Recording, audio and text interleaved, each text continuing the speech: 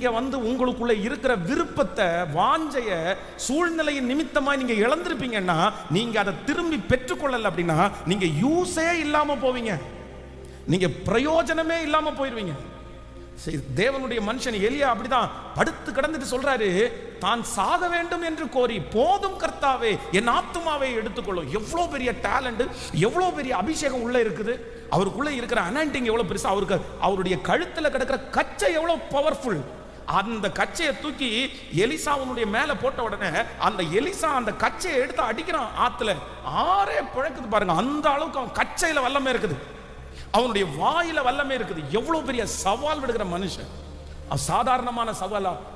அவருக்குள்ளே இருந்த விசுவாசம் அப்படின்றது அப்படியே நம்ம குருட்டுத்தனமான விசுவாசம் அவருக்குள்ள இருக்குது. அப்படின்னா நம்ம ஒரு அக்னினால ஒன்ன பத்த வைக்கணும்னா ஒண்ணு மண்ணெண்ணெய் ஊத்து, இல்லைன்னா பெட்ரோல் ஊத்துன்னு சொல்லுவோம். ஆனா எலியா என்ன சொல்றாரு சொல்லுங்க? காளையை வெட்டி அப்படியே குச்சி மேல, விறகு கட்டையின் மேல அடிக்கிட்டு என்ன சொல்றானா, தண்ணி ஊத்துறான்றாரு. நம்ம பெட்ரோலோ இல்லைன்னா மண்ணெண்ணெய் தான் ஊத்துவோம், எரியணும்னா அப்படிதானே ஊத்துவோம். அவர் சொல்றாரு ஆப்போசிட்டா, தண்ணியா ஊத்துறா.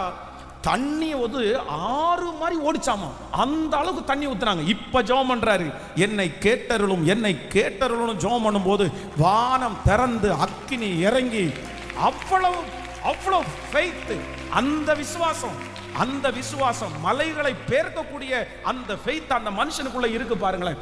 யாருமே எந்த கேள்வியும் கேட்க முடியாது. அப்படிப்பட்ட விசுவாசம் உள்ள இவ்வளோ பெரிய ஊழியக்காரர், தன்னுடைய கச்சையில கூட வல்லமை இருக்கிற ஒரு ஊழியக்காரர் இப்ப என்ன பண்றார் அப்படின்னா, தான் சாக வேண்டும் என்று கோரி. காரணம் என்ன அப்படின்னு சொன்னா, அவருடைய சூழ்நிலையின் நிமித்தமாக அவருடைய விருப்பங்கள் எல்லாம் மூடப்பட்டுருச்சு. ஆண்டவர் தட்டி எழுப்பி சொல்றாரு, நீ போக வேண்டிய தூரம் வெகு தூரம், நீ பண்ண வேண்டிய பிரயாணம் நிறைய அப்படின்னு சொல்றாரு. ஆனாலும் அதுக்கு அப்புறமும் அவரால் ரெடி பண்ணவே முடியல. நான் நம்புறேன், ஆவியானவர் இன்றைக்கு உங்களை யாரையோ ஒருத்தரை கர்த்தர் ரெடி பண்றதற்கு கர்த்தர் விரும்புறாரு. நீங்க மறுபடியும் அந்த மாதிரி விஷனோட எழும்பணும், நீங்க மறுபடியும் அந்த மாதிரி விருப்பத்தோட எழும்பணும், மறுபடியும் உங்களுக்கு அந்த எழுப்புதல் உங்களுக்குள்ள வரணும்.